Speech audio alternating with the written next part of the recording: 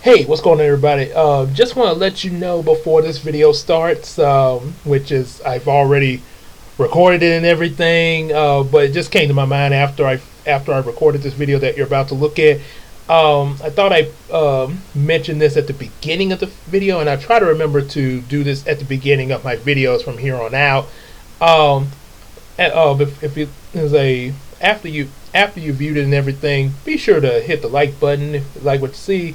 Subscribe to the channel, buy some available comic books. Also share with your friends as well, and also leave us some comments in the comment section. Buy some available comic books, and also support us on Patreon. Definitely would help us out, even if just $1 a month for future projects as well. Future products, really put more into this, as well as also other things outside of this for the future and everything. So yeah, definitely do all that. Definitely support us. This will be mentioned again at the end of the video. Like I say, it's already been recorded, so you'll hear me say this again in the video. But from here on out, I will mention this at the beginning of my videos. So yeah, like I say, like, share, subscribe, buy comic books, and support us on Patreon. And with that said, enjoy the film. Hey, what's going on, YouTube? It's your boy King Gabe and everything, and everybody else who's watching. As you can see, I got my headphones in, like the way I do when I be about to react to a Yu-Gi-Oh episode, but instead, we're discussing about Transformers and Beast Wars today, as my video states, the history of Transformers and Beast Wars. It's basically what I know about both of these shows, as well as also a bit of my own history kind of mixed in with it, because it's not really much of it. Little thing to note, I mostly watched Beast Wars growing up, 90s and everything. I was born in like 1988, so by the time, I kind of got like in elementary and everything, I basically was brought up with Beast Wars, and that introduced me to the G1 Transformers, and I went back and looked at a little bit of some of the reruns that I was able to find of it. But yeah, I mostly grew up when like the episodes of Beast Wars were coming on, especially weekday mornings, because that was when I saw them. They were weekday mornings on Fox Kids, and I always remember every time after seeing it, it would be immediately followed by the Disney's Doug series. Kind of an unusual lineup, but that's what I saw. But so yeah, that pretty much introduced me to a little bit of the Transformers rerun. Watched a little bit more of it years later of G1 Transformers, and also other Transformers series, which we'll get to that in a minute. So yeah, for this, before we start going into this history and everything, we're gonna take a look at the reaction. Okay, let me say that again. I'm gonna take a look at the Rise of the Beast trailer. I know it's been out, and a lot of people have already looked at it. So I'm gonna do a reaction to it for this video, since we're talking about Transformers and Beast Wars in it. So I'm gonna kind of throw my reaction to this in this video as well. Give me just 1 second there.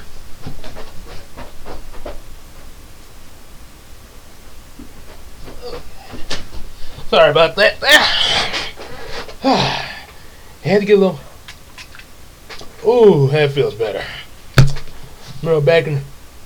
Had to get a little breath spray there. That my breath was kicking just now. I was like, and when my breath gets to kicking, it gets dry and not a very pleasant sight. As my grandma, as my granny would point out when I was a little kid growing up, and we'd be in church. Sometimes she'd reach in her purse and get a mint like, hey, put this in your mouth, your breath is stinking. Like, Granny. Well, maybe a little bit. May have got a little mad about it, but yeah, Granny was telling the truth, I just say, they know what they just like Mama, they know what they talking about. So yeah. So I'm gonna react to Transformers: Rise of the Beasts, give a little take on it, and then we'll go into my little history with Transformers and Beastwars, so as well as other series connected to it.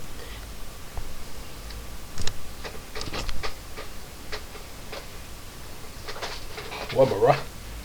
Here we go.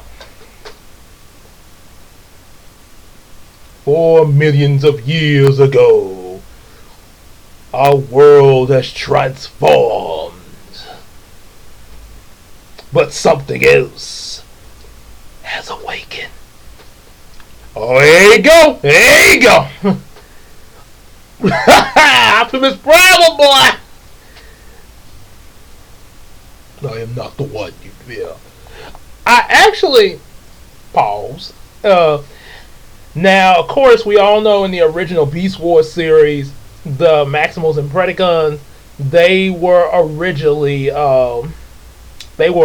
smaller than the Autobots and Decepticons. I guess the Maximals and Predacons were like probably the height of human beings there, I'm assuming. If we go by that, with the size comparison. However, here, oh, we ain't doing that. We ain't doing the little mini Maximals here. Nah, they big too. So we got big King Kong. King Kong Optimus Prime. That's why he jumped out going, "Whoa! Stand down! I am not the one you need to fear, Optimus Prime."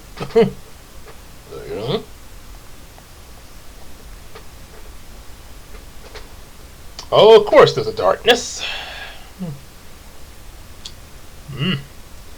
I like them big. But Bumblebee really looking good here. Even though he's a Camaro instead of a Volkswagen, that transformation clean.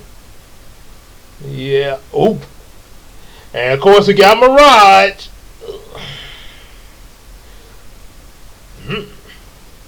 That's actually a pretty neat feature Mirage got.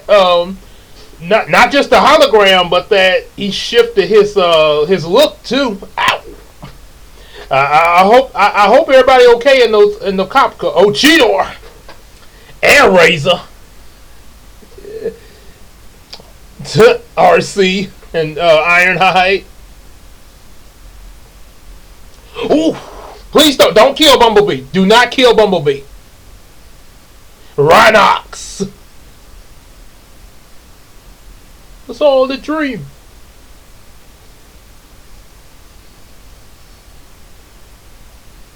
Oh yeah, man! That last scene of the trailer, all them in action. It's almost like watching an Avengers fight, like Avengers Endgame. Whoa!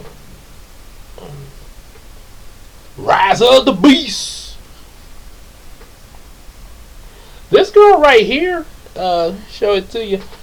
This girl right here, say like, it's not real. It's not. She make me think of Vanessa from Christina's fifth Bubblina book, like a older live action version of her.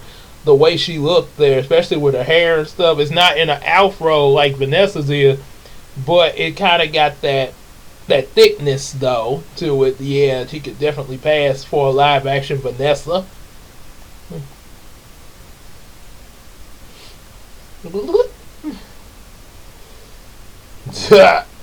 Nice. Man, I ain't gonna lie, them transformations are clean. Yeah, just like the Bumblebee movie. Yeah, you see whatever they still got a little bit of, that Bay transformation. You know how they had a little,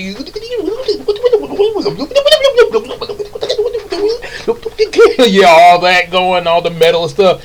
But you can actually see more clearly where everything's going, just like the actual. Got that blocky form to them there, just like in the cartoon. You can see where everything's going, kind of like a more updated version of how they would do in G1. Where everything went, and it is dang cool to see. Yeah, and I will admit it still did look good in the Bay form, but the thing was, the first movie I think was first Michael Bay movie was probably somewhat pretty decent, even with the transformation, like when they transformed for the first time too, like Optimus, and then everybody else was going in with them, and all the details and stuff. It was pretty decent. But then it's when all the action started, and the camera angles, and the sequels, and more camera angles, and then you couldn't see what was. Yeah, it became less and less harder. It became more and more harder to see stuff. Like, okay, wait, what's going on? It was almost like you might as well put the rest of the film and sequels in a tornado. So yeah, it gotta. So it's all right. So there's some things I definitely want to say about what I want to see in that movie. But let's start off first with, like I mentioned in this video, my history of Transformers and Beast Wars. Pretty much all that I know of what all I've seen and grown up with. One thing I will say, originally last night I was thinking of reacting to Beast Wars episode, and I probably might in the future to come. But I can tell you right now, it's more than likely, if I react to Beast Wars episode, it's probably gonna Rise of the Beast will probably be on DVD and Blu-ray by that point. And the reason I say that, because if I were to start that now, considering all the other videos that I have to be rotating between to put up here and stuff like that, I highly doubt that I would be able to get through all the Beast Wars episodes before Rise of the Beast come out. It's possible I could. It is possible I could, but it would probably be kind of it'd probably be really rushed with all the other videos I do. So yeah, I don't, like I say, when it comes to doing stuff for this channel, I do try to keep you guys entertained on this channel every day or other day. Even if it's just a small video, like say I don't have time to make a big video, I put up like a fan trailer or something like that in between my big videos. So that way I don't have to be trying to rush with the big ones that I had to be doing, like, editing here on the laptop and stuff. I don't have to be trying to rush with all that and try to do my day job and have a life and all of this. So yeah, give me some space. So yeah, when it comes to this, like I say, when I'm on my day job, I'm on the clock. I gotta move and move and move. But with this, I have to take my time. Except at the moment with your Miyako, yeah, because I want to finish up issue 1. So so yeah, and then once that, get that finished up, because I'm almost done with that though. But still, I technically took my time with it, because I worked on it for quite a while up to now. So yeah, I like to take my time. Like Jamaica Snuggie said about uploading SpongeBob videos. Be patient. We're gonna bring you more SpongeBob. Be patient, okay? Respect. Okay, so anyway, so let's get started. So much like my previous history videos, I had the history of all my different Power Rangers things I came up with, Digimons. I still have yet to get the Tamers and the others. It'll come when I get to it. I didn't mean to give y'all an attitude and nothing like that, but I'm just being honest, But we cool. But anyway, okay. Let me stop. Anyway, so yeah, and also like the history of Star Strikers. I have yet to do history of Dreamling and other stuff with that. So it's quite a bit of stuff to do, but I've taken my time with it. But anyway, with this, so basically, like I mentioned, it all started with Beast Wars, of course, and that got me into G1 Transformers. I actually did imagine myself in Beast Wars. This was during my elementary years, so I didn't really. I came up with a few little, stories of, different things that happened in it, but it's not really a whole lot like what I came up with for Power Rangers, Kroger Force, stuff like that. No, it ain't quite nothing like on that scale, a whole thing of episodes and stuff like that. But it was just basically like little, like for example, I drew, like they say, Protoform coming at 3 o'clock. Everybody said Maximals move out. Black Arachnia shows up there, and then Tarantulas came, and they went at it. So pretty much just kind of fan service of what you pretty much see in the usual Beast Wars episode. I did make up a character for myself. I actually, as in the Beast Wars series, if I was in there, I was known as the animal I transform into as a Maximal, of course, would be a black cat called Catatron. So I'd be like, Catatron, maximize! Yeah, and yeah, I know you have a cheetah and a tiger, but yeah, apparently I was. At the time I came up with that character, I was also into Garfield.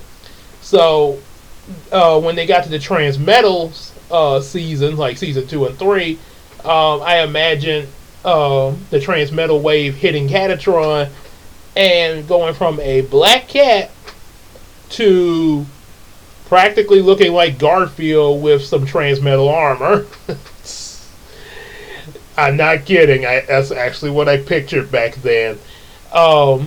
And yeah, he was still called Catatron. he wasn't called Garfield-atron or Garfulus, anything like that. Just Catatron. So, and also yes, any of you have seen the video on this channel where I think they show stuff about Dora, and I think there's an explanation, and I think there's a little bit of a talk about Dora on the channel.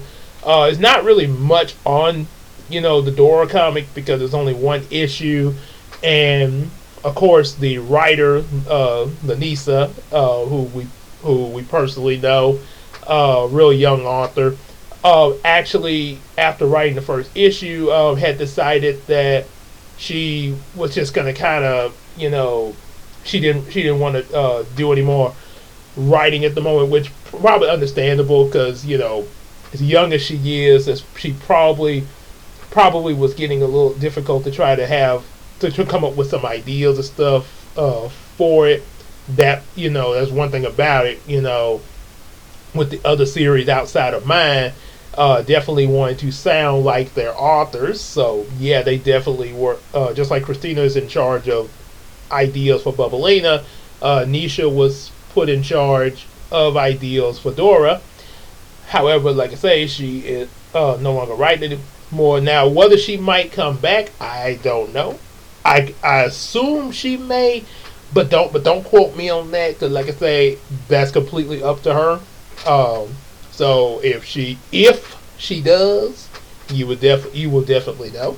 Yeah, you'll definitely know if she does. But like I say, nothing else is going to be done with Dora until she gives the say so.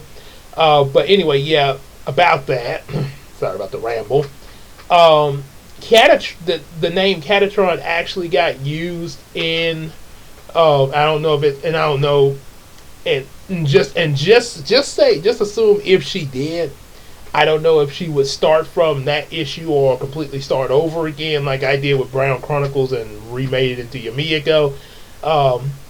It's unknown what she might do, but going by the first issue of Dora, she made Catatron a yellow cat fairy, a full-on yellow cat fairy that was kind of Dora's nemesis in that.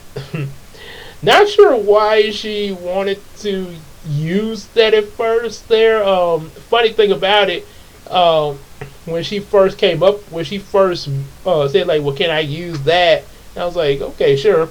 Because it was a Beast Wars family, so yeah, might as well. But the first thing I was thinking of that maybe Catatron was going to be like the way he was, how I designed him in Heroes of Dreams as a villain there, where he was sort of like this metallic cat, sort of like a cat version of Metallo from Superman.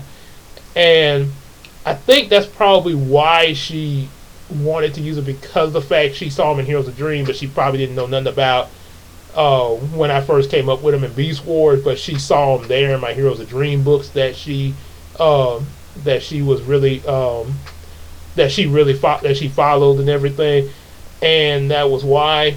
But she made him into a female as a little yellow cat fairy, as I mentioned.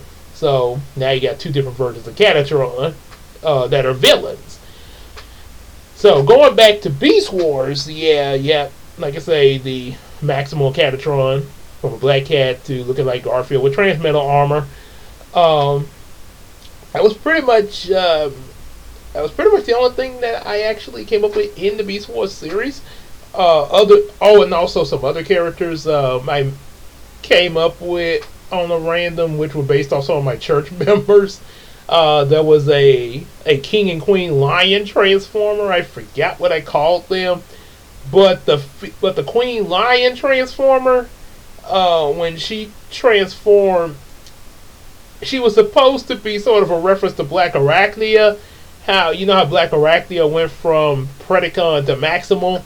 Well, yeah, she kind of had that going. As a matter of fact, I even imagine, like, the lion legs, when she transformed to robot mode, the lion legs being on her back and they extend out, shooting lasers like Black Arachnia's legs.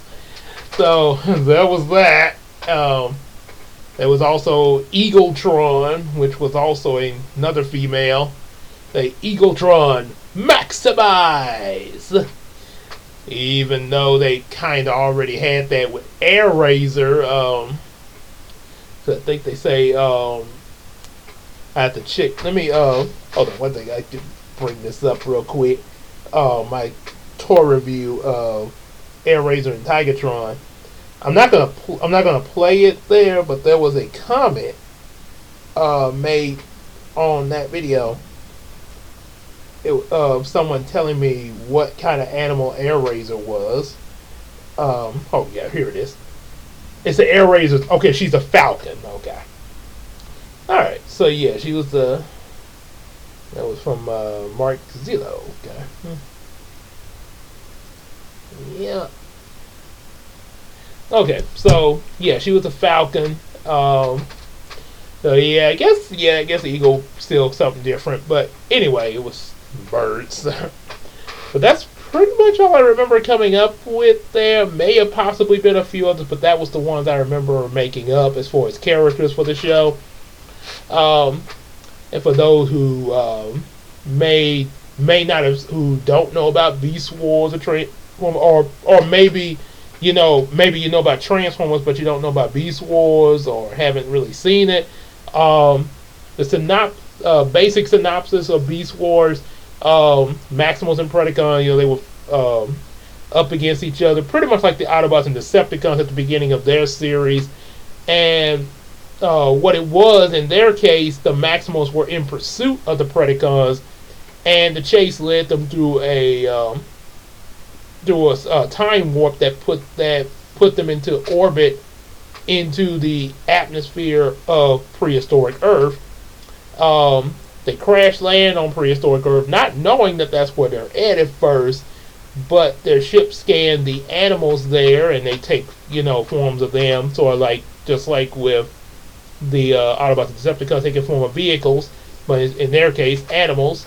And one thing to note, it's not as many characters as Autobots and Decepticons because it was done in CGI and it was limited. What they could do, it was a limited budget with the CGI, but they worked really well with what they had. They was able to really focus on the characters that they were given, really flesh them out, and really make some really strong stories And also they did, and as time went on, they would add characters in the form of these protoforms that would come every so often.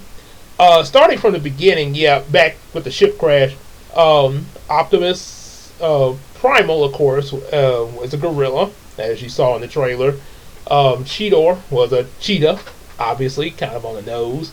Rat Trap was a rat, and Rhinox was a rhinoceros. These were your four Maximals you started off with. Megatron, the Predacon Megatron, who people claim stole that name from Decepticon Megatron because he claims my namesake. So that's a possibility. Yeah, oh yeah, and also to clear something up, as I read in the comments of the Optimus Primal evolution, someone put together like clips of different Optimus Primal. There was a comment I did not like this comment there, talking about Optimus Primal's body was a female gorilla. Like, that body looks nothing like a female gorilla. That is completely a male gorilla chest. Yeah, he got a little belly on him, but I mean, it's still a male chest. I mean, because you know, some of us guys, we got a little belly on us. You know, just ask Homer Simpson. So, yeah, that's a male, and any of the Maximals and Predacons that are male characters scan male bodies. The females scan female bodies, like Black Arachnia and Air Razor.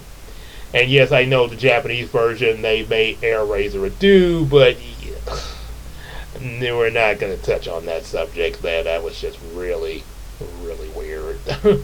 Yeah, but make the Air Razor as a female makes a lot more sense, because I mean, just like how Black Arachnia features clearly state that she's female, Air Razor had that same thing going on for her. Now I know because of how she transformed, you know, her beast mode head would be on her chest there, but still, it's still pretty clear that she's female. Especially you look at her legs and stuff like that. It's just, yeah, like I say, it's obvious. So now that that's cleared up, I cleared that up. So yeah, your Maximals, Optimus, Rhinox, Rat Trap, and Cheetor. Predacons, of course, Megatron as a T-Rex, or Barney the Dinosaur, as some people call him as a little in-joke.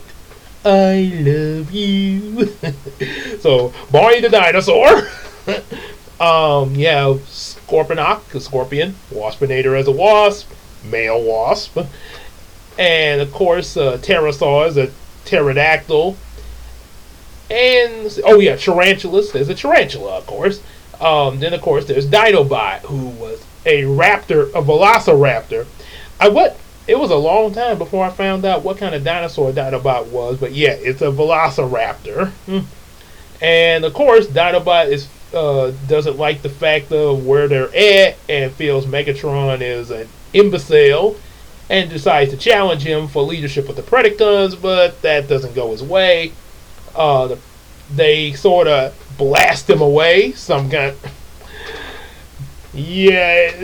Well, Dinobot survives, of course, but yeah, he's sort of blasted away for a while. Then, of course, the Preds and Maximals, they fight. They sort of have the Maximals outnumbered, even without Dinobot, 5-4. However, the battle does kind of go in the Maximals' favor. Of course, they do have to retreat, but they are able to get out of there pretty effectively when things are getting a little heavy. And also, there's the thing of if they stay in robot mode too long, energon field buildup. So that's why that was another reason why they scanned living animals there to protect themselves. As the Maximals are heading back home, Dinobot shows up wanting to lead the Maximals by challenging Optimus to a duel. Of course, the Predacons interrupt the battle. Optimus saves Dinobot, even though Dinobot is like, "Dude, let me fall, and unless we both perish." But yeah, he saves Dinobot, and of course the other Maximals get them both up. They escape the Predacons again, only to lead to a full mountain of Energon where the two of them were. Now you have 5-on-5 thanks to Dinobot joining up with the Maximals, and they fight a beast mode around the Energon mountain, thus leaving the Maximals victorious, and that's where they declare the Beastwars start. And you go from episode to episode of, them kind of going back and forth with each other, also exploring the planet, learning new tactics, discovering stuff from the wreckage of their ship, and also the Protoforms, which adds new characters to the show. Like, first, there's Tigatron, who's, of course, a tiger, Black Arachnia, who I mentioned earlier, a Black Widow spider. Tarantulas chose this because of personal reasons. Ooh, be still, my spinneret. Not very subtle. And then, of course, you have what's it? Oh yeah. Later, you do get Air Razor. Who is of course a Falcon, as I just mentioned from reading that comment. And lastly, the last one to show up in season 1 is Inferno, who is a fire ant soldier. Believes that he's a real ant there, even though he clearly transformed to robot mode. But, well, they say it's something with his logic circuit, so okay, we'll let that slide. The characters really, like I say, they really do a lot with the characters, and while it does start off kind of simple at first, because of the simplicity at the start of the show, this really does give you more insight on what these characters are like as they go from episode to episode, pretty much dealing with the obstacles of the day. Optimus, of course, Optimus, the kind of leader that Optimus Primal is, he's sort of a kind of like the father of the team there. The way he responds to a lot of things with the team is sort of like a father figure. Especially with Cheetor, who's the youngest of the group, sort of that preteen that later becomes a rebellious teen and then a angsty young adult. Which kind of fits with the beast mode there. Rhinox is, of course, your scientist and everything, coming up with all different types of inventive tools for the battles from here to here. And also a bit of a spiritualist, too. One of the best episodes with him was the Spark, when he saved Air Razor and explained to Cheetor how the whole concept of sparks work, with just a little bit about that. When a spark goes online, there's great joy. But when one spark is extinguished, the universe weeps. I could imagine some random surfer dude coming up like, whoa, that's like totally deep, man. Like far out. Or as Cheetor would say, Ultra Gear! Pretty much similar to Goslin and Darkwing Duck. King Gear! You definitely 90s, but we love it. Yep, and of course, Rat Trap, sort of the smart aleck of the group, and of course the trademark line of his, "We're all gonna die." even to the point where he said that once in season 2, and they was like, I know, shut up, Rat Trap. yeah, that was also a thing. Shut up, Rat Trap. Sort of like Sister when they say, go home, Roger. Yeah. So yeah, you got your little Tina, and of course with the addition of Dinobot from the Predacons, Dinobot sort of has this thing of, the art of honor and justice there. Despite the fact that he was originally a Predacon that now decided to become a Maximal, he fights, as I say, he fights with honor. One proof of this is when he's fighting with Optimus in the second episode. Optimus actually is hanging for his life on the ledge that they're fighting on. And you think that Dinobot would just knock him off and like, hey, I'm leader now. But he pulls Optimus up, and Optimus is like, "What are you doing? You won." You slipped. To defeat you in such a lowbrow manner would be lacking in honor. I prefer to defeat my enemies the old-fashioned way. Brutally! Yeah, pretty much like that. Yeah, he's not into underhanded tactics or stuff like that. Yeah, he pretty and he is also the type. Dinobot is actually not afraid to die if that happens to him. Like he is very accepting of victories and even losses there, because even to the point of where his own life could be on the line, but he will, if there's something he really wants to go through with, even if it kills him, he will still go through with it there, unless of course somebody stops him. But yeah, he will go through with it there, as he would do in an episode of season 2, when he pretty much sacrificed himself to save an entire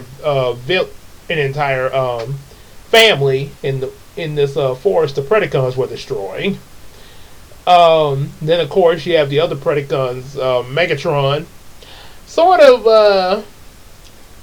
pretty. He's really a simplistic villain at first, because it's just, okay, the planet has Energon, we want to get the Energon and destroy the Maximals. However, later in the show, it evolves into the fact where he actually reveals there's more to his motive than just getting Energon.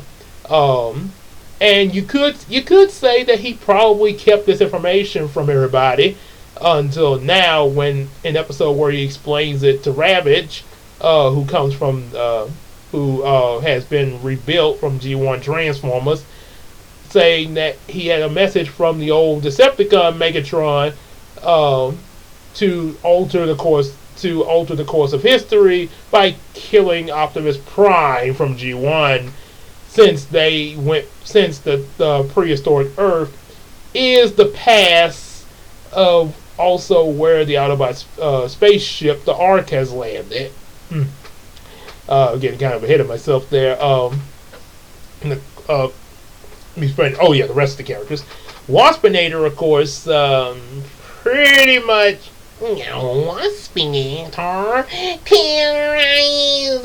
Waspinator has a headache in his whole body.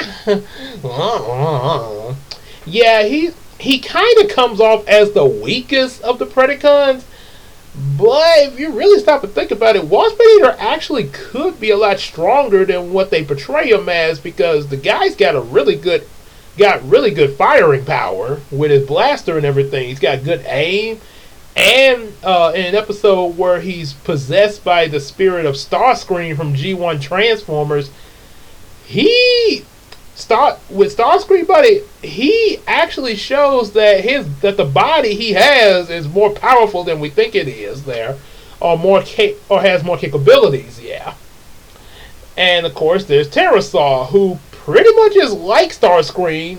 You know how in G1 Transformers, Starscream always tried to portray Decepticon Megatron at every turn, even when Decepticon Megatron just fell over.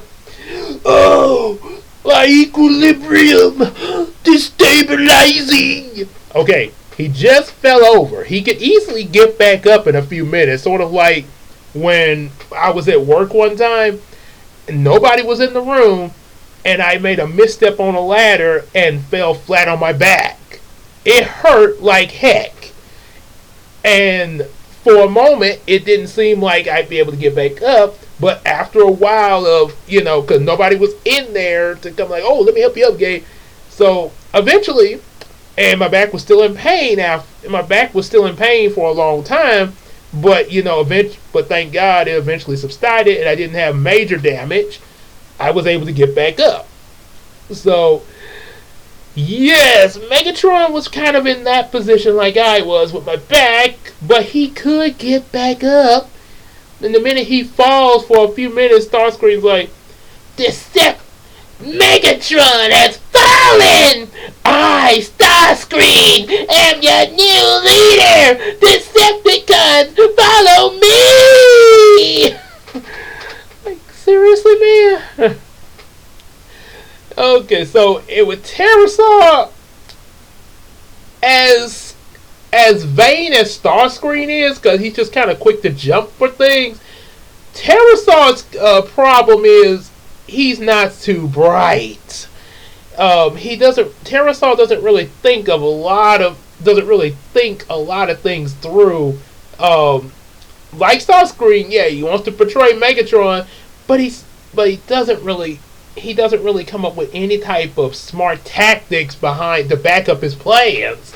An example of this is an episode where he found this floating mountain, and there would be another floating mountain later in the show, in season 1. But the first floating mountain was full of energon, much like the mountain they found in episode 2.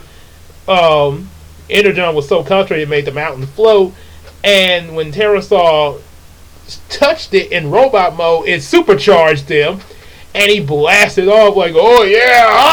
Ah! And decided to challenge Megatron, thus leading to him slagging Megatron. So, and he declares command of the Predacons, only to find out that the power boost was temporal, and after using it to slag Megatron, he's starting to run out of it. So, to try to keep the others from finding out, he's like, I have to see something before the attack. Tarantulas will take over until I get back. Yes, Pterosaur. Lead me to your secret. yeah, see, that's what I mean. He's not too bright or too smart, because had he used his brain, Pterosaur probably wouldn't have jumped so quick at the power surge, and would have probably got a proper analysis of how this power works, so he wouldn't be so shocked when it ran out on him, thus leading him to losing this power source. Because, yeah, Cheetor reported it to Optimus and Rat Trap, leading Optimus to distract Pterosaur after he got his second charge, and allowing Rat Trap to blow up the mountain. And then there's... Well, they took my power, but at least I got rid of Megatron. About that, Pterosaur, while you were gone, they rebuilt Megatron. Well, well, well. Look who's back. And he turns as white as snow. and he possibly may have wet himself. That was a little joke that Wifey came up with when she saw that episode with me. And of course, one other example of how much of an idiot Pterosaur can be at times is the episode when the Black Arachnia first came into the show, and Rat Trap was sent to retrieve a stolen item from the Predacons under the cover that he had become a Predacon in order to fool them and get inside the base.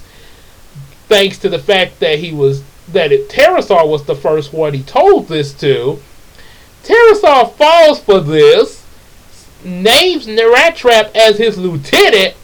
They disable Megatron from being able to transform out of his beast mode and put him in prison, only for Megatron to have a backup system that lets him out should something like this happen, because, hello, Predacon Megatron is not an idiot, and is able to break the transformation lock. And Pterosaur had no idea this coming. Yeah, really? It's pretty much like if you capture Batman. Even if you take away Batman's utility belt, he's gonna find a way out. Believe me, he's done it a lot. He found a way to escape Harley Quinn without his belt. He found a way to escape Lex Luthor and his Injustice group in the episode of Justice League without the utility belt. So, Pterosaur, Well, I guess they don't know about the Batman animated series, but yeah, you'd think Pterosaur would know that Megatron, as even Dinobot has stated, Megatron is no one's fool. yep, yeah, he has a way of figuring things out.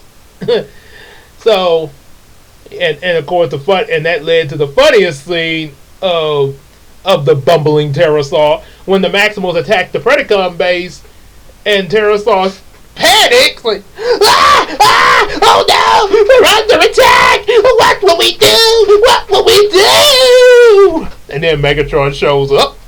So, leader, how shall we solve this problem?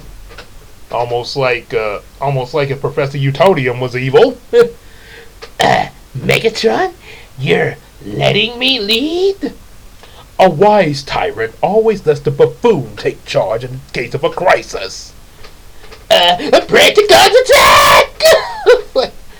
Yeah. Nah. And then at the end of the episode, Pterosaur gets his head blasted off by Rat Trap, leading Megatron to say, "Now, which one of you still wants to follow this fool's lead?" No, we go well. No, we don't like him anyway. Oh, my aching head. I told you this show had a good balance of humor and also dark action there. Okay, maybe if I didn't, I'm saying it now. So anyway, yeah, so that's Pterosaur, and then of course Tarantulas. Tarantulas is a Predacon who also has a motive to somewhat betray Megatron like Pterosaur, but he's not an idiot. He's actually pretty smart, and he works as sort of a scientist of Megatron, and also is to himself a lot there, which is one of the reasons why another proving of his intelligence, where he actually plots out when and how he can pretty much take his shots at Megatron. Now, it's not to say that he might be completely perfect or accurate at times, but he's at least thinking. Yeah, not just act quick to act. He at least tries to think out his plans there. And also revealed later that Tarantulas isn't even really a Predacon nor a Maximal. One speculation says that he's a spawn of Unicron, which was stated by Megatron. Unicron spawn. So yeah, he's got that going there. So yep. Inferno, of course, who joins up with them later. Yeah, he's. Oh yeah, Inferno and Scorpion. Oh, and also Scorponok. I forgot about Scorponok. Scorponok, not really much to him. He's pretty much a drone. Megatron is our leader. He rewards loyalty and punishes those who oppose his will. Yep, and Inferno, pretty much similar to Scorponok, but because of his beast mode defectiveness, he always calls Megatron Queen for some reason. Because he thinks he's an ant.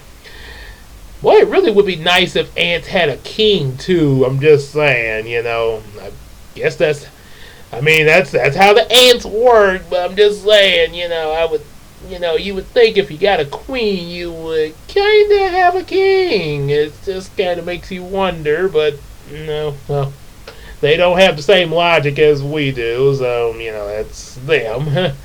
But that's why he always calls Megatron a queen. Yes, my queen. Oh, I wish he'd stop calling me that. Say the word, my queen, and he will burn. And for the last time, stop calling me that. Most of the time, he would call Megatron royalty or something like that. And eventually, he would catch himself saying that after Megatron detests his dislike of the title. Of course, that did go on for a while. There's even a scene where he says Queen in front of Dinobot, and Dinobot's like, I was not aware you had given yourself a new title. The ant has some faulty programming. But his loyalty is without question. So, there's that going on, and like I say, from episode to episode, yeah, it's basically them going back and forth, energon searching, exploring the planet, protoforms, finding out things about themselves, and pretty much so on and so on. But it definitely is not. But it's not a boring. But it's not boring at all, though. It's got a lot of entertaining value, even in the beginning season there, which keeps you wanting to know what's going to happen to these characters from episode to episode.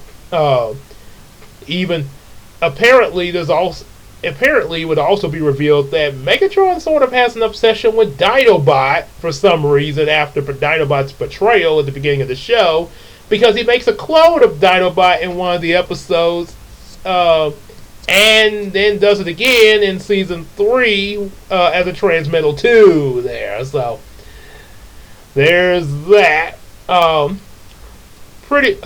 season 1 actually ends where there's this group of aliens, they call them, which I think are the Vok or something like that, revealed that their space base was disguised as a moon, so now there's only one moon, and they pretty much want to terminate the planet because the Maximals and Predacons' little war with each other then sort of messed up whatever plans that they had. They've even taken the form of Unicron's head. Unicron! However, this plan is stopped when Optimus flies himself in a protoform to stop the Planet Blaster. The plan was for Optimus to get out of the protoform right before it hit, but Megatron sealed the protoform shut, so Optimus ends up getting destroyed. This leads to the transmetal wave that causes some of them to become transmetals, like Cheetor, Rat Trap, and Tarantulas, and even Megatron.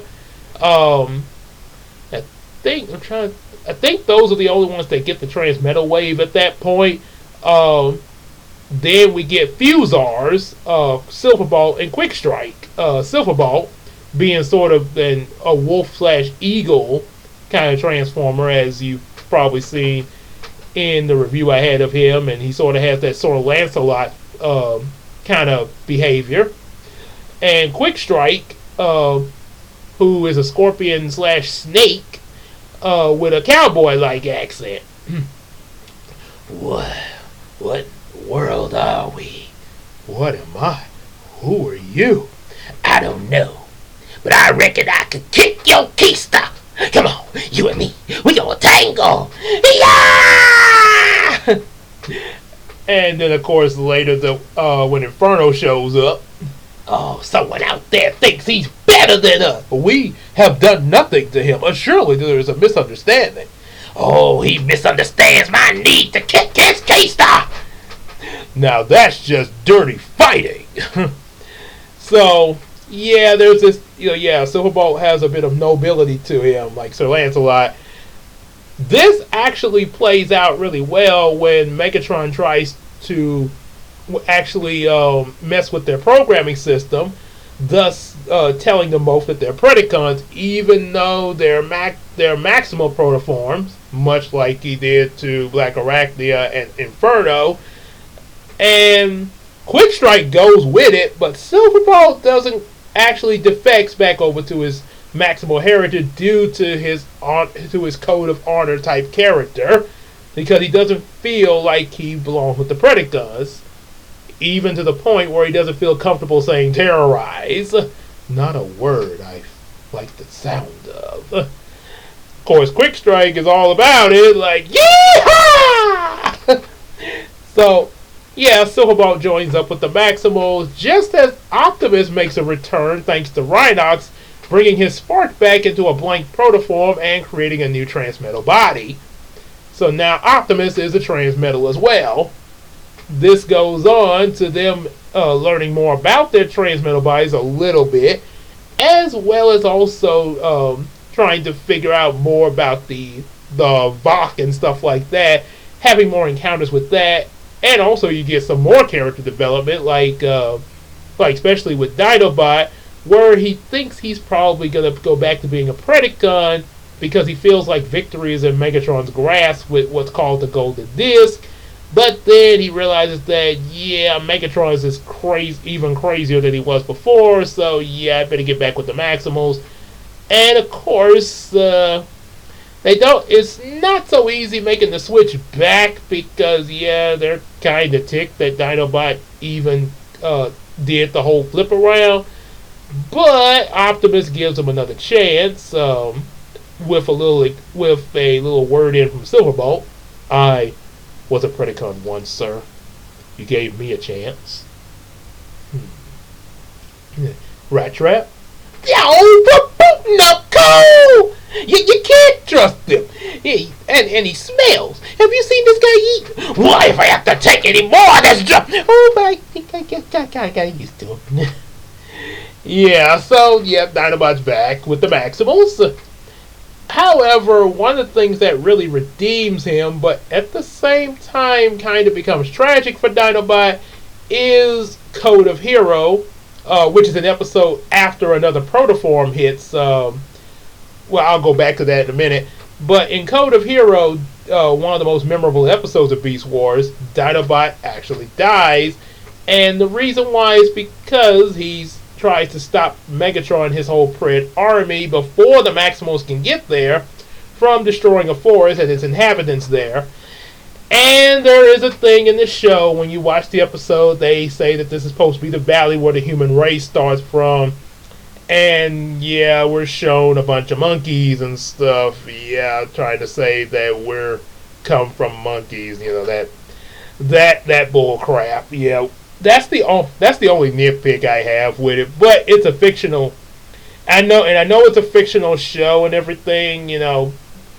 But one that let me put it to you this way: I actually would prefer Flintstone logic over how the whole proto-human, as they call them, is portrayed here, because at least with Flintstone, it's pretty obvious that you could easily say that this is just a Stone Age universe, just its own universe, because, you know, they do like Stone Age TVs and stuff like that.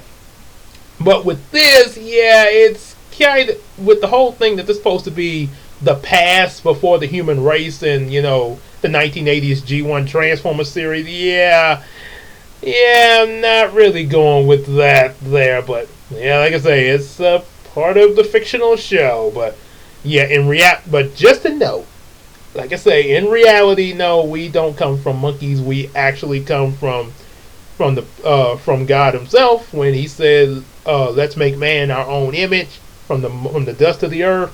Then from man came woman, and they reproduce, and so on and so on. So yeah, just to clarify that, but yeah, for Beastwars, yeah, we the monkeys. So, yeah, Dinobot saves a whole family of them to prevent the human race from being extinguished in the future.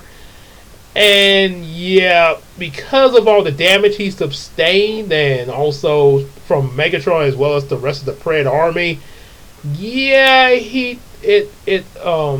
too far gone even for Stasis Lock.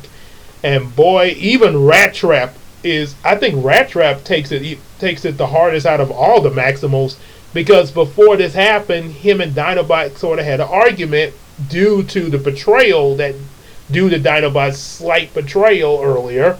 Out of Rat Trap's frustration, yeah, they had a really big spat, and now all of a sudden Rat Trap sees this, and it's like.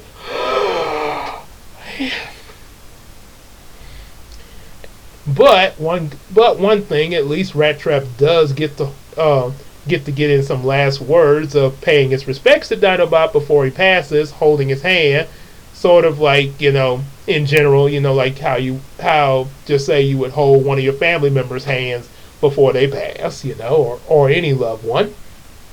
One thing I could definitely say with Dinobot's passing there is that I always got the feeling Dinobot, if he was human, he'd be like an old veteran, like an elderly veteran soldier, you know, like say, you know, an elder that's been in the war and stuff, and yet they still fighting, sort of like, say, an elder from Japan, for example, And the reason I say that is because I heard somebody say how they seen some of the elders in like Japan and even China, and these elders would be moving around just as easily as a young buck would, lifting cargo off of ships and everything. So yeah, Dinobot would kind of be like one of those elders there that's still kicking it. And it could, and it may, and not necessarily Japan or China. It could be anywhere. If you're fit, yeah. But that's how I sort of look at Dinobot being sort of like an elder that still has it, but he can still fall weak because of his age. But he's still trying to fight, though. Yeah, he could be successful in battle, but yeah, there's still gonna be moments where he falls weak easily, and a lot of times when Dinobot gets damaged in season 1 sort of proves my point a little bit.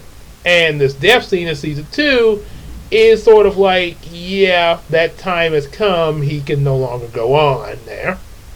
So there was that there. And before then there was a protoform that arrives, Bad Spark, where introducing Rampage, who's sort of like a freaking nightmare. He's a crab transformer, and a really huge one at that. Yeah, and like I say, he's pretty much like the Booger Man there. Or kind of a Freddy Krueger-like character. Ooh, is that fear you are feeling, Maximal? Ooh, yes. My spark, it feeds on your terror. Let it grow. Let it consume your circuitry. Feel it, yes, feel it, feel it, feel it, feel the fear! And Silverball screams for bloody murder. So, yeah, there was that. I heard from one, I think it was Phalus or maybe another reviewer, but it might have been Phalus, that said that they could have done more with Rampage's character, like maybe even went to a point where what would happen since, and because also Rampage's backstory, he was a result of the Autobots trying to clone Starscream's indestructible spark. Not sure why, but yeah, this was the result of it, and Rampage pretty much went mad with power and caused a lot of destruction. That they pretty much just put him down. Of course, he's reactivated now, and yeah, it would have been kind of a good concept if maybe he didn't serve either the Predacons or the Maximals, and they kind of would have and sort of become like another villain fraction. But they make it where Megatron is able to control him with a piece of his spark that he can just squeeze whenever he gets out of line. Yep, and moving on, there is another protoform that lands called Transmutate, who is sort of a deformed transformer and extremely malfunctioning.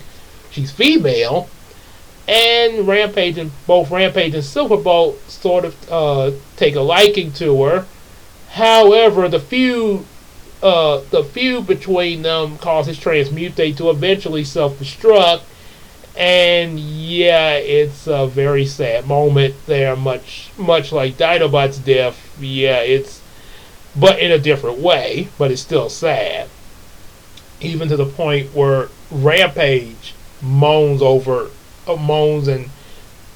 the loss of Transmutate, and Silverbolt instructs the Maximals just to, let him have his moment there. For now, we are brothers.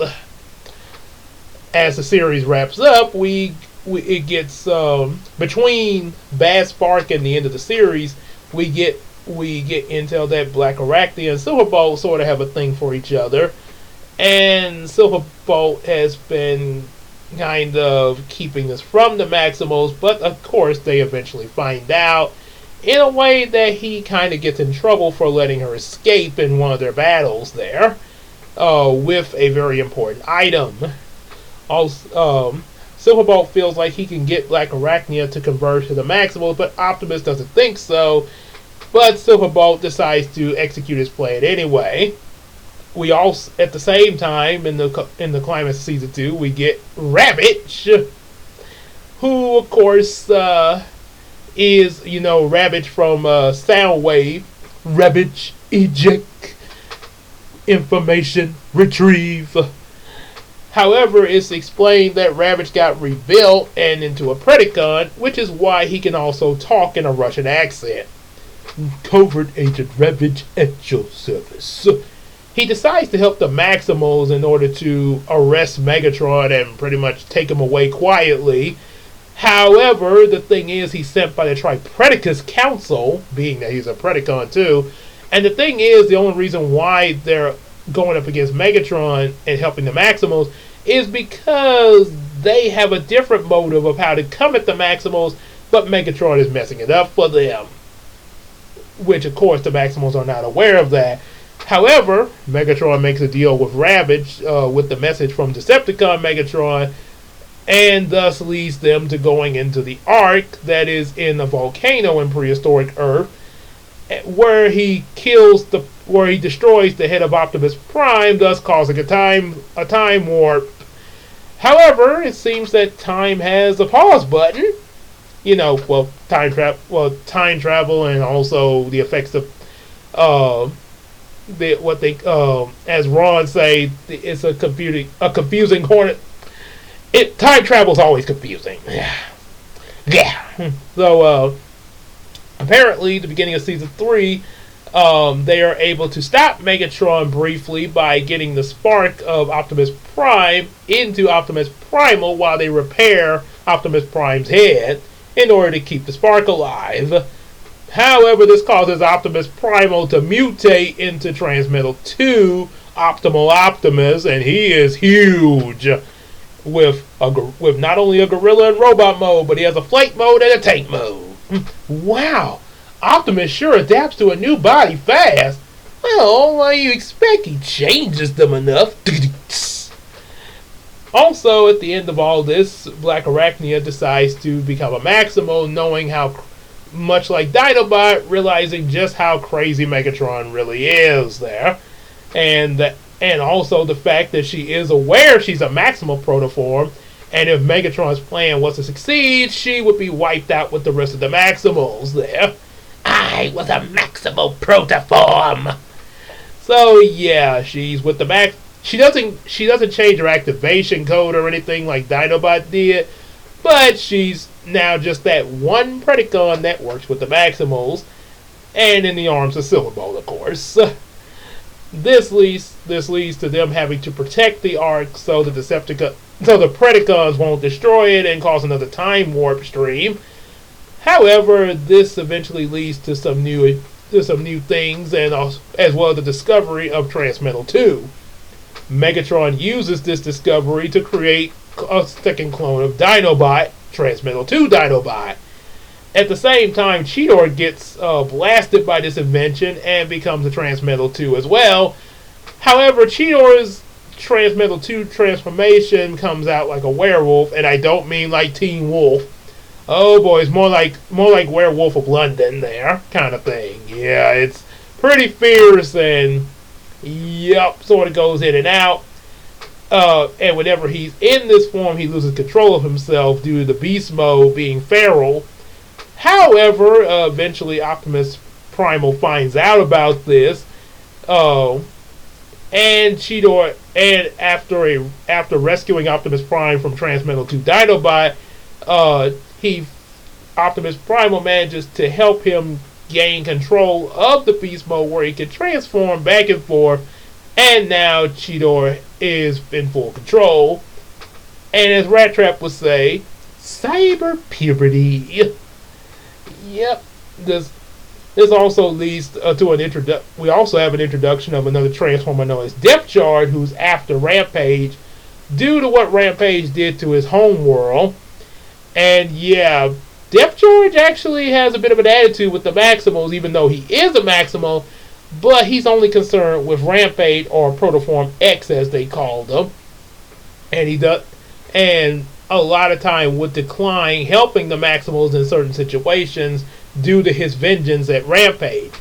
Eventually they get him to straighten up a little bit. He still wants vengeance on Rampage, but later in the season he does help the Maximals out when they need them. might have an attitude about it, but he does lend a hand.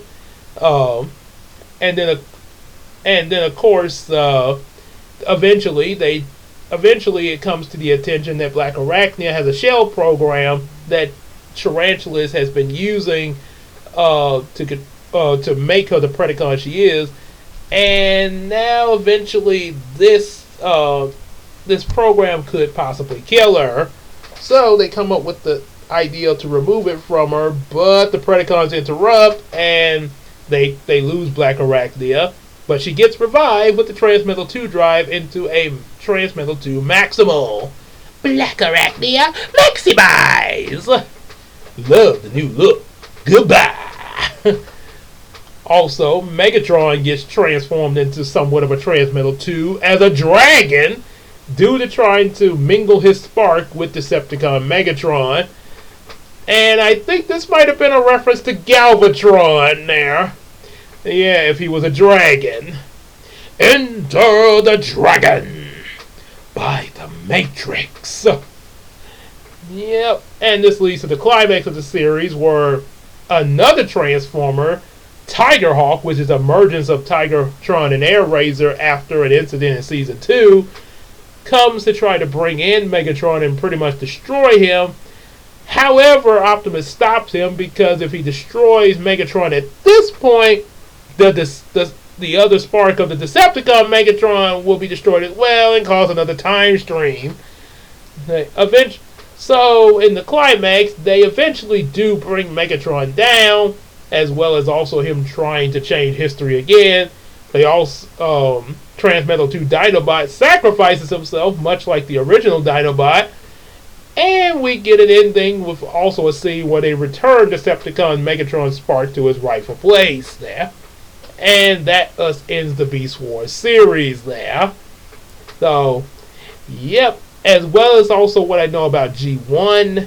Yep. Pretty much, the basic, this Autobots and Decepticons come to Earth and they looking for Energon, and it's sort of like, it's pretty much that plot for a long time. And they add a few other things to it, and then of course the Transformers movie, we learn about Unicron. Megatron becomes Galvatron and kills Starscream, and yeah, it continues from there. Of course, we all know about the death of Optimus Prime, and Hot Rod becomes the new leader, Rodimus Prime, even though we get more leadership from Ultra Magnus. But yeah, that happens. Yeah, so yeah, that's pretty much it as far as G1 Transformers and Beastwars. Yeah, hang on just a second there, make a little text there. Yep. So, go into a little bit more of the history there. I'm making a video, so.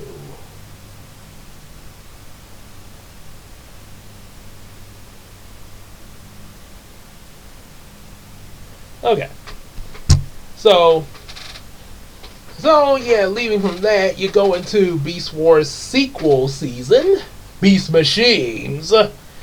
Beast Machines, it's kind of got mixed reactions there, where there were a lot of people who hated it and a lot who liked it.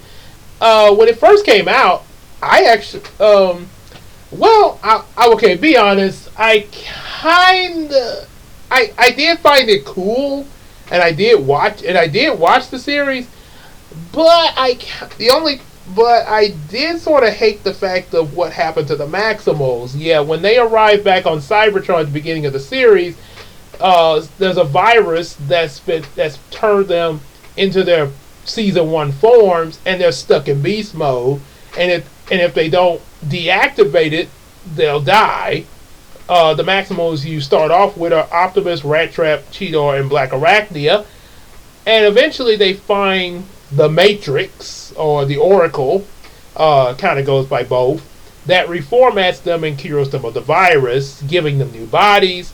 And instead of saying maximize to transform, they say, I am transformed. And it's sort of like, I guess you could say, spiritual machines there. Because, yeah, the way they transform is sort of like, magical and mystical more so than tech. I mean, they're still technological, but more of, I guess, a magical technological kind of feel, or techno-organic as they're preferred to be called, since they're still robots transforming into animals. Also, that's one of the things. Oh yeah, but yeah, that's pretty much how that where the I am transformed. Of course, then of course, as they go throughout the show, they find out some stuff about Cybertron and why a lot of it has been abandoned. Because apparently, when they went through the time warp to go back home to Cybertron, Megatron escaped from his imprisonment, and apparently he arrived in Cybertron before they did due to the time warp. How far ahead he arrived must have been long enough for him to take over Cybertron, spread a virus, and pretty much take control of pretty much capture all the sparks, and then make what's called these Viacon drones. The big plan Megatron has at this point is no longer to try to change history, but now he wants pretty much everybody to be linked to his mind, and his mind is the only perfection for Cybertron. No more individualistic minds there.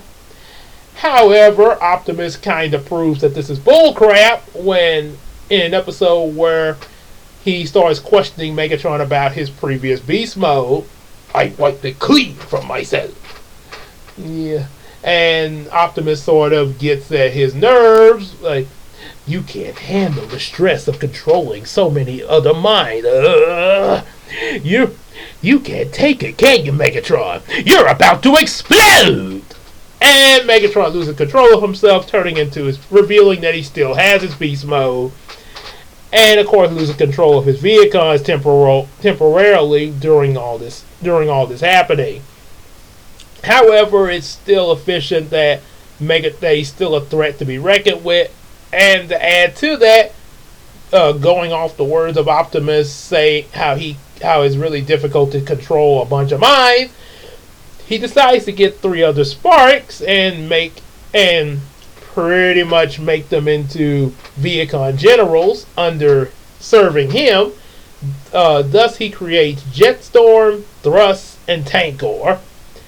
This way he doesn't have to control a whole 3 sets of hundreds of drones there. So with that, the battles continue, and eventually we find out that these sparks are actually previous Transformers. Jetstorm is actually the spark of Silverbolt, and, well, Thrust is the spark of Waspinator. At first, Black Arachnia thinks that Thrust is Silverbolt until they find this organic stuff from I'm not sure exactly where they find it from, but when it lands on Thrust, Waspinator is revealed. But Fighter-Bot not go steady with Waspinator?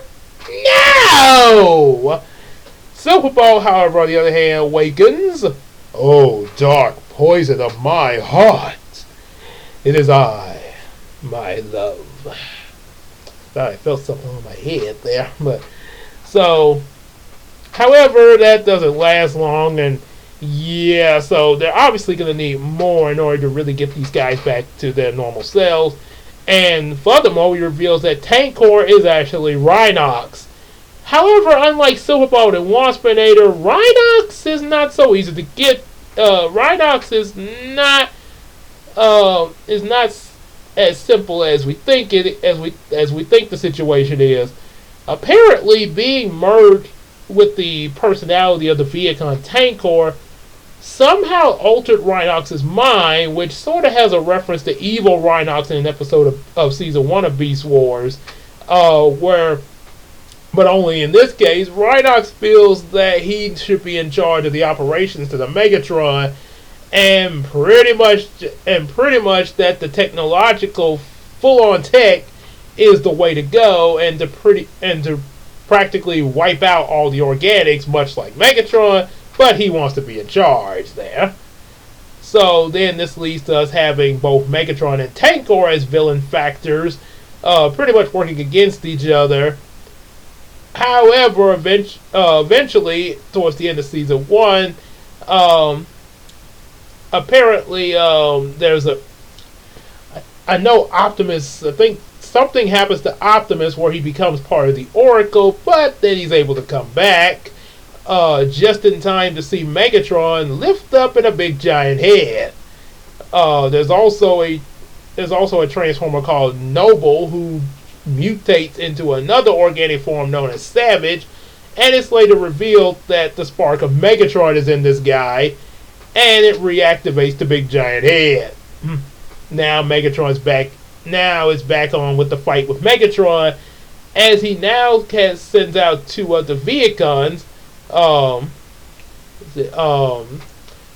Obsidian and Striker, and their drones, of course. But in the midst of all this, we do get Silverbolt free from his Jetstorm persona, and for some reason Silverbolt is not too happy with how he is now back as a Maximo, which he's no longer a wolf eagle, he's just an eagle. And he sort of has this whole thing like, the way I was that this Sir Lancelot guy is silly. And now he's all moody and brooding and stuff like that. So, yeah. Pretty much like Edward, but not quite as dull as him, though.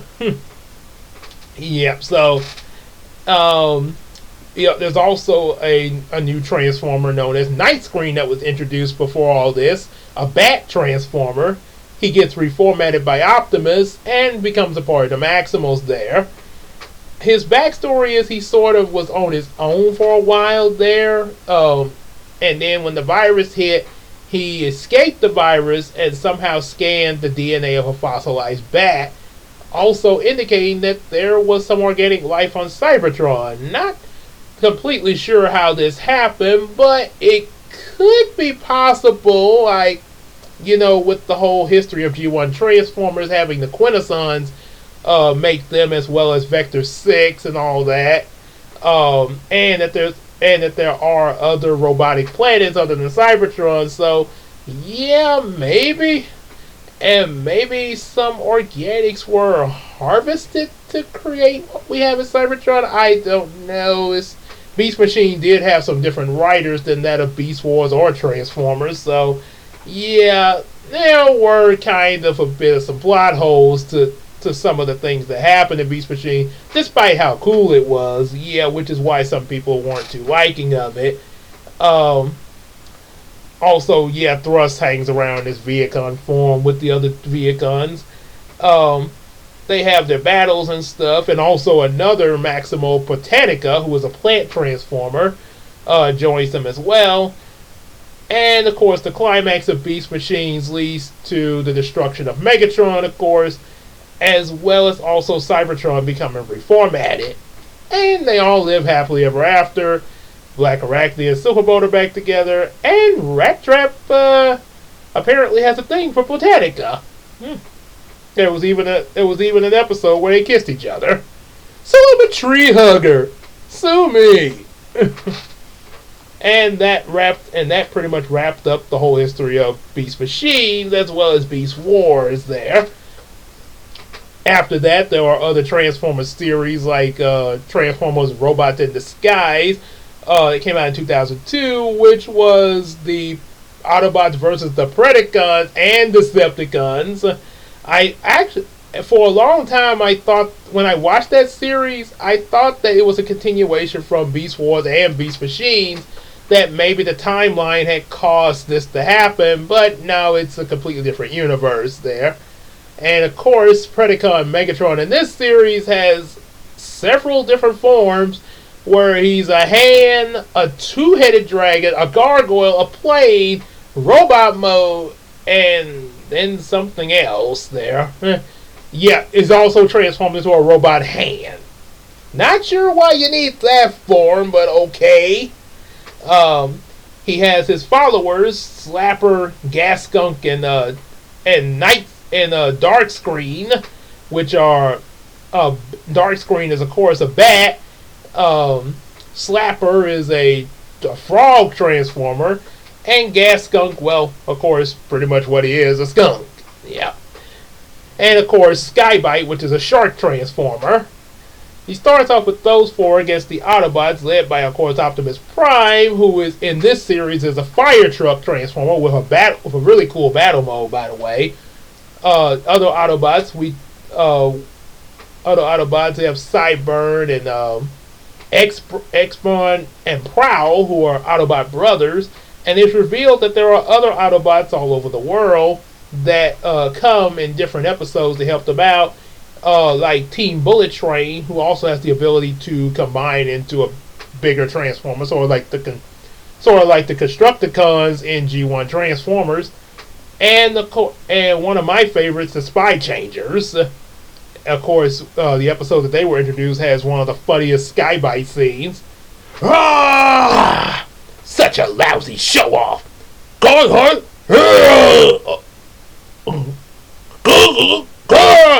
talk with your mouth full. Here, throw that over I'll hold on to it while you change. That's better. Terrorize. There's the premise of that Transformer series is that they're trying to pretty much drain Earth of its resources. Pretty much of its resources, I guess, in an attempt to, in the Predacons and Decepticons case, rule the world. Of course! And, of course, the Autobots are fighting to stop them, of course. They kidnap Dr. Onishi, whose son ends up falling into the care of the Autobots, as the Autobots are now having to not only defeat their enemies, but help Koji, the human boy that they work with in this series, get his father back. They even have an AI system known as Tai, or also known as Teletron 1, which is kind of a holographic AI girl.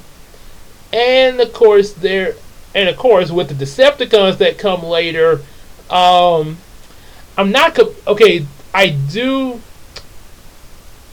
know Mega Octane is one of them, and not so sure about the others yet. Like I say, I didn't really see much of this series, but I do remember Scourge in this series. This was actually the first time I saw Scourge. Of course, the Bane big baddie that we're supposed to be seeing in Rise of the Beast of the Terracons. But this was the first time I had been introduced to a version of Scourge, who pretty much came off as Dark Optimus. So, there's that. Then there's also Transformers Armada, which involved the plot of, who could get the most mini-cons between the Autobots and Decepticons. And, of course, Optimus and Megatron. And then after that, you had other series like Transformers Energon, and Transformers Cybertron. There was also Transformers Animated and Prime. Transformers Animated is actually a pretty good series to check out. I've seen certain episodes of it, but not enough to really remember it though. But if I were to look back at it, I definitely would and it's definitely a good little series. A lot of people say that Transformers Prime is a good series to check out, that came out during the creation of the Bayformers movies. And there also are some others, but those are the ones that I do know about in existence there, along with the Michael Bay films. So, as for my personal history in Transformers, not much with G1, because like I say, it was not a whole lot I watched along with the G1 movie. However, when I was exposed with the Michael Bay movies, along with my sister Casey, we did sort of imagine ourselves in it before seeing the sequels. Not in the movie exactly, but we kind of imagine our own version of the Transformers that were kind of used in the movie mixed with some others in our own series called Transformers Emergence, whereas the human character like myself could step inside of a Transformer in their vehicle mode, and when they transform the robot mode, you would merge with them, sort of like biomerging in Digimon Tamers there. and a human would be placed inside the Transformer Spark, which, yeah, definitely resembles how the biomerging looks in Tamers there. Yep, so it was a kind of a cool concept we had come up with, and the Autobots and Decepticons was actually part of a computer program in this series, the computer program being called Cybertron, of course. However, the program got downloaded into some vehicles, and thus awakening your Autobots and Decepticons. And of course, the Transformers that were imagined for this series, of course, you have Optimus and Megatron being, Optimus as a truck, Megatron as a tank in this one. And then, of course, your other Autobots, there was Bumblebee. We did imagine Bumblebee. And this was like a role play between me and my sister Casey, by the way. We did imagine Bumblebee, Jazz, because I really like Jazz in the not the G1 series, and even in the movie, I was really I know he's kind of different from the G1 cartoon, but he was a lot better than Mudflap and Skids in the movie. Hey, what do you think we're going? We gonna look like a shrimp taco. Well, we gonna pop up the Decepticons. Yeah, hey, baby, yo. Yeah, and then also like, oh, that's old school Cybertronian, yo. No, these symbols, they gotta mean something. Can you read them? Read. Oh, we don't really do too much reading. And I have to mention this joke because it was pretty funny from Bob Shaw's review. You get it? They're inner city robots. They never had a good education coming up. Ha ha ha! They're computers. They can't interpret data. Boy, wait! This video gonna take a long time to upload now. So, oh boy, gotta make sure I pick a good day for uploading this video to YouTube. So anyway, try to come to a close here. So yeah, Jazz. Jazz was my and like I say, we since it was called Emergence, the Autobots for the most part had human partners, much like human partners with Digimon. My partner, of course, was Jazz. I would merge with him. Trying to think I can't think of the name of my character.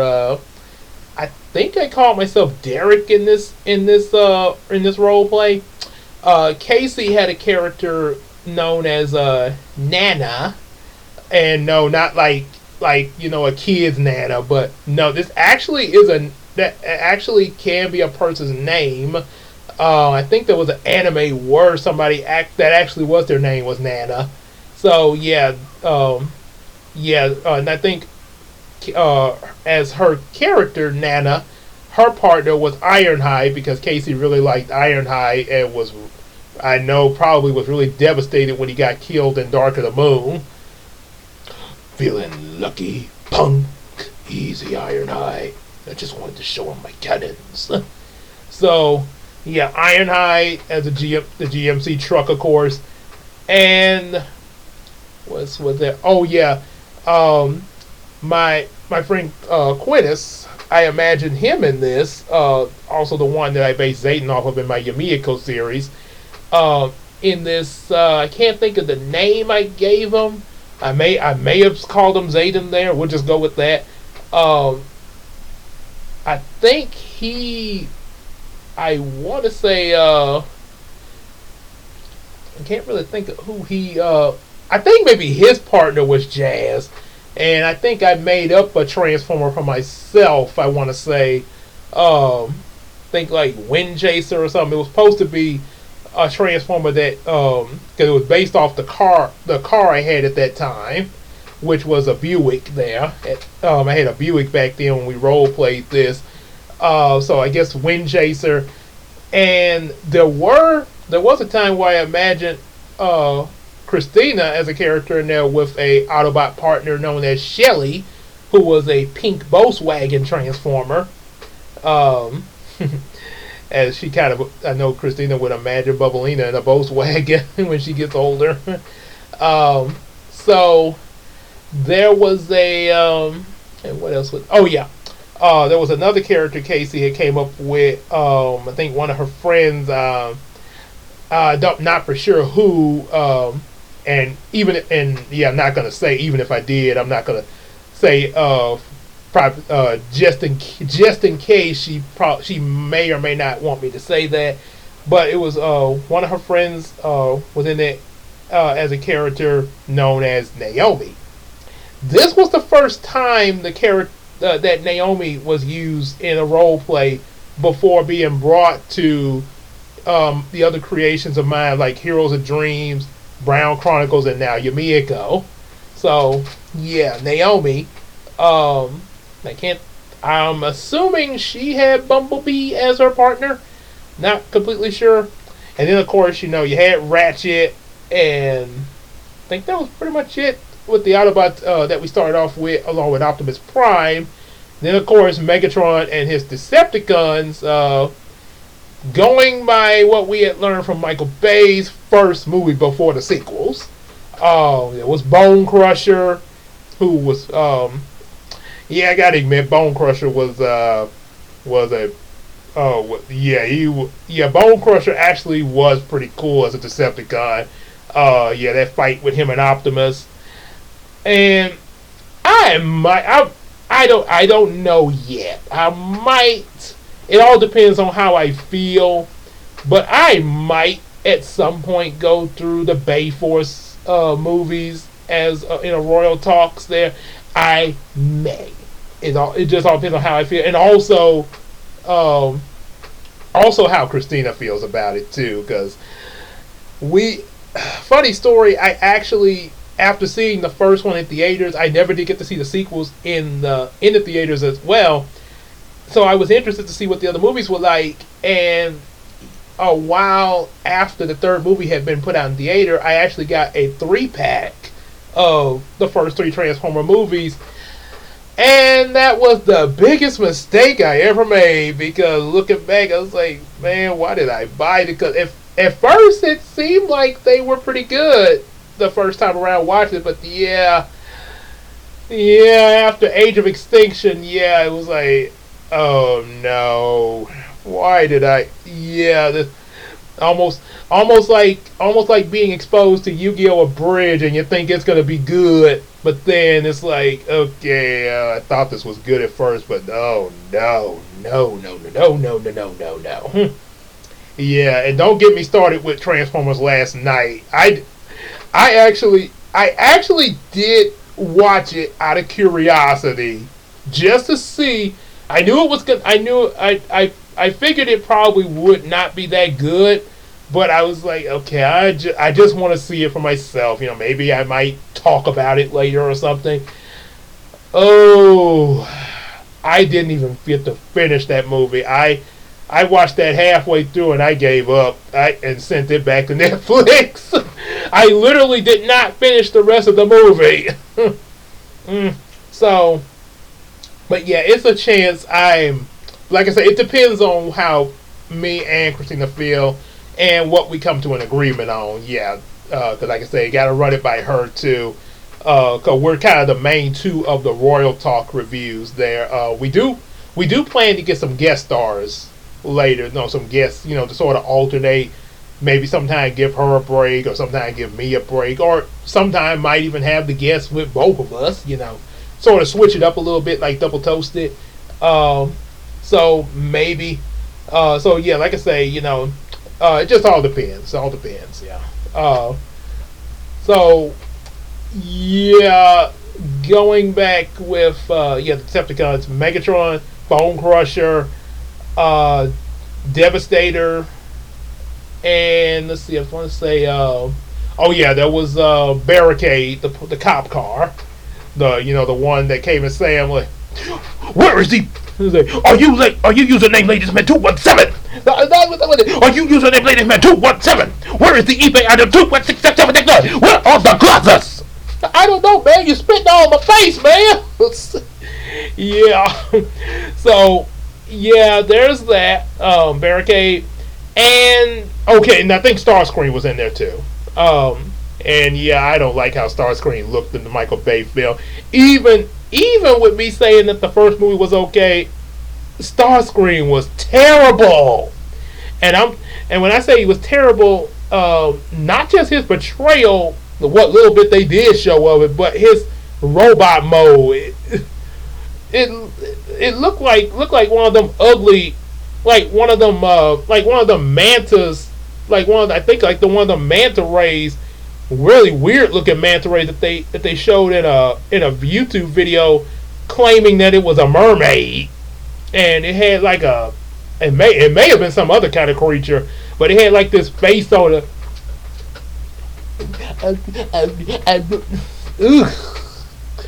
It's just disturbing.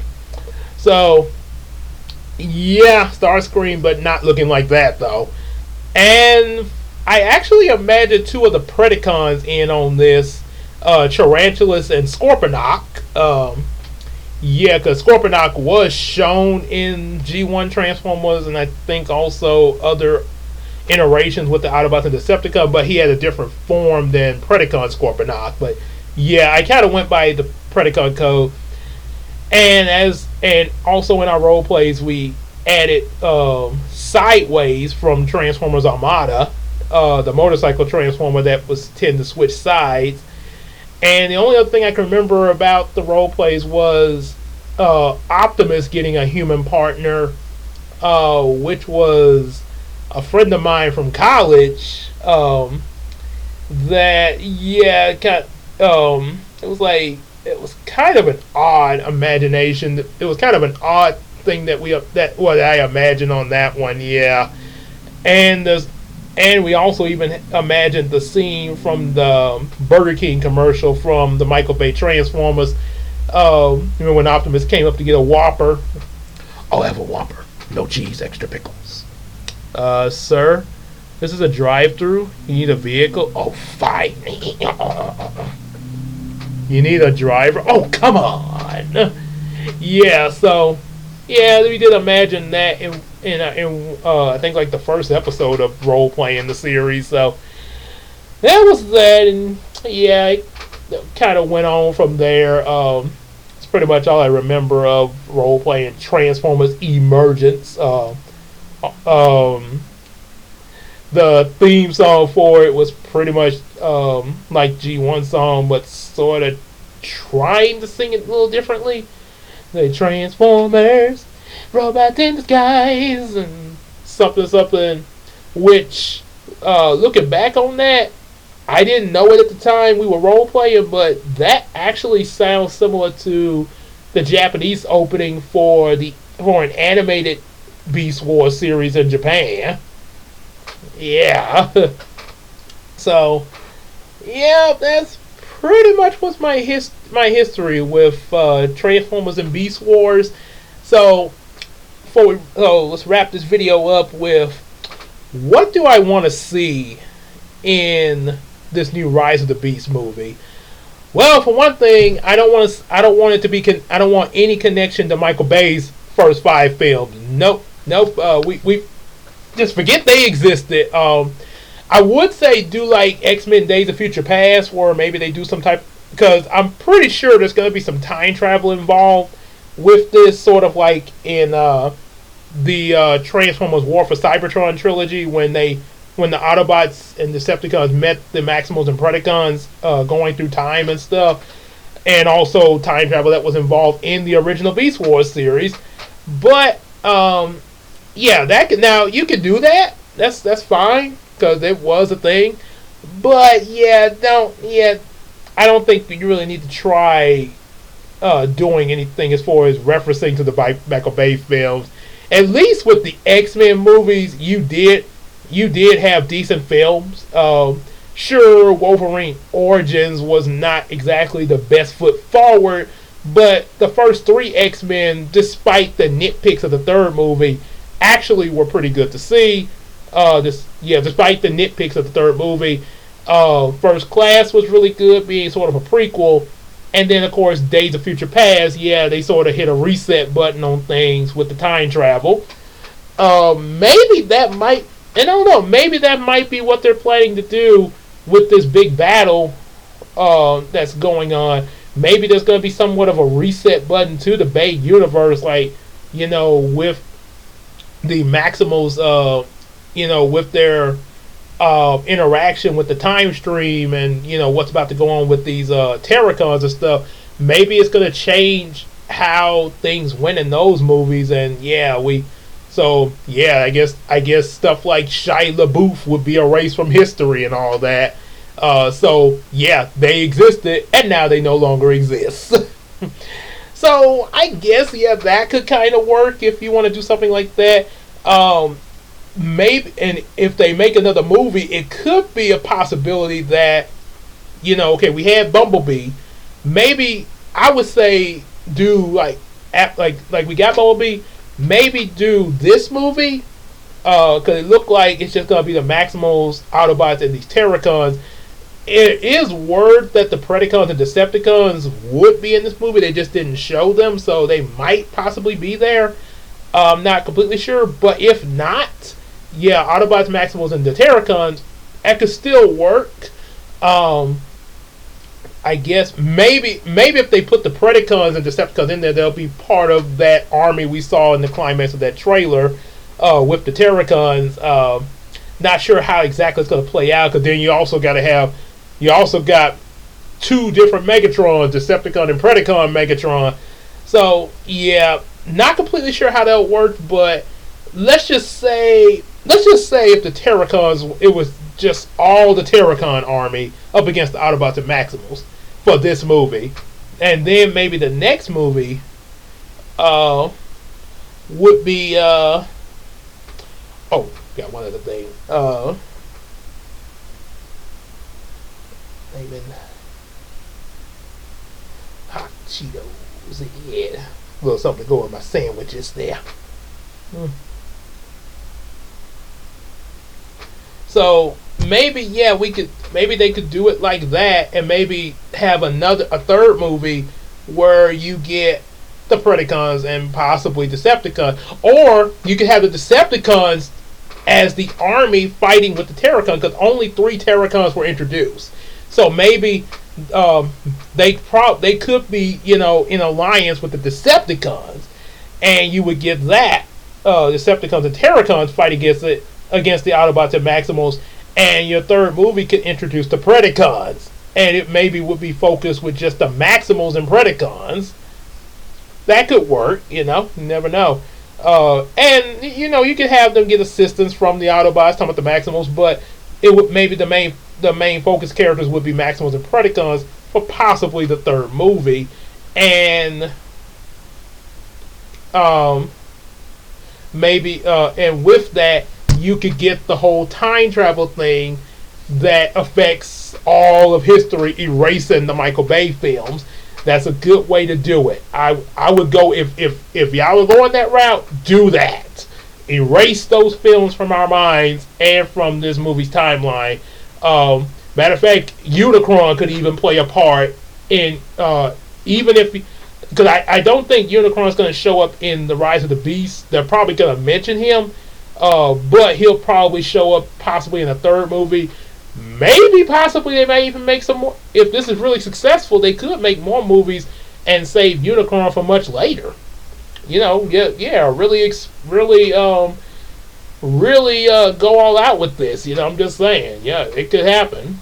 Because if you erase the Bay films from history, then you'd have the freedom to pretty much just do what you want with this new universe, while also giving us.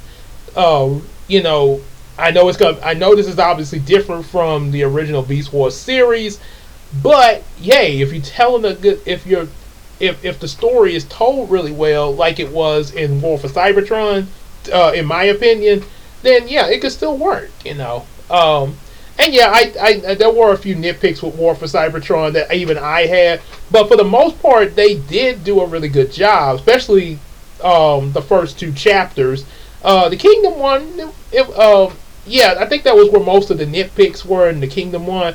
But even with those nitpicks, I would still recommend the entire thing to see, because the interaction between 4 different groups of these robots was still pretty cool to see, and still told great stories there. So yeah, like I say, so hopefully they do that with these movies. Erase the Bay films from history. Make however they're planning to introduce their characters. Hopefully they introduce their characters well. Make sure they get a lot of focus. I know there's human characters in there, and it's okay to have them there, but make sure your Transformers have the main spotlight there. I'm just saying. And also on top of that, hopefully for this movie, please bring Rat Trap in there.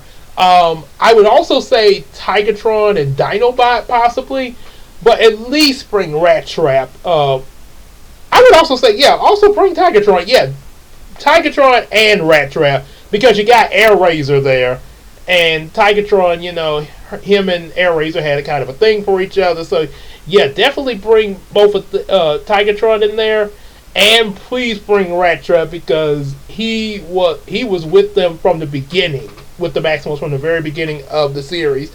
We're all gonna die. Yeah, so we definitely need to have him in there. If they might possibly do Dinobot with the Predacons first, and then maybe he'll become a Maximal like in the next movie or something. Definitely,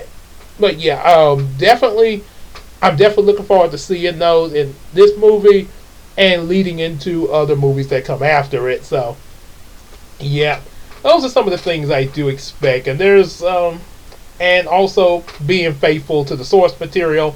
Like I say, it's an adaptation, and I know things will be kind of different, but still capturing the essence of the source material in order to still make the story good. So, as well as make a good movie. So that's pretty much what I'm looking for there. That's also my history with Transformers. Ooh, that was a long video. I pretty much just created a movie just talking about Transformers. My running time is almost 2 hours. Yeah, so yeah, I'm on. At least this is better than watching the sequels of Michael Bay's films. Oh boy, that third Transformer movie might as well have been called Shia LaBeouf and Friends and the Transformers. Yeah, because they did stuff with the Transformers, but they spent a lot of time with Shia LaBeouf, just his little antics there. Ladies and gentlemen, Shia LaBeouf, Sam Witwicky and Friends. Dun dun dun. Come on in, come to the place where fun's gonna end. Come on in, it's time to party with Sam Witwicky and Friends. Sam Witwicky and Friends. I would dun dun dun dun dun. Sam gets a job. That would be a pretty funny parody there. So yeah. So anyway, that's all I got to say. Keep from rambling anymore. Like this, guess I should have informed y'all to have some popcorn before I started this. Anyway, if you like what you saw here, definitely give a like, subscribe, share it with your friends, and also be sure to buy some of our available comic books and support us on Patreon. We definitely appreciate that. Even if it's just $1 a month, it'll also give you access to some Patreon-only videos, which includes the Beastwars video is available on YouTube. It's public, but you will have access to Patreon-only videos that you aren't able to access on YouTube. So definitely do that if you want to get a look at that and support us, and you'll be glad you did. And until the next video, take care, everybody.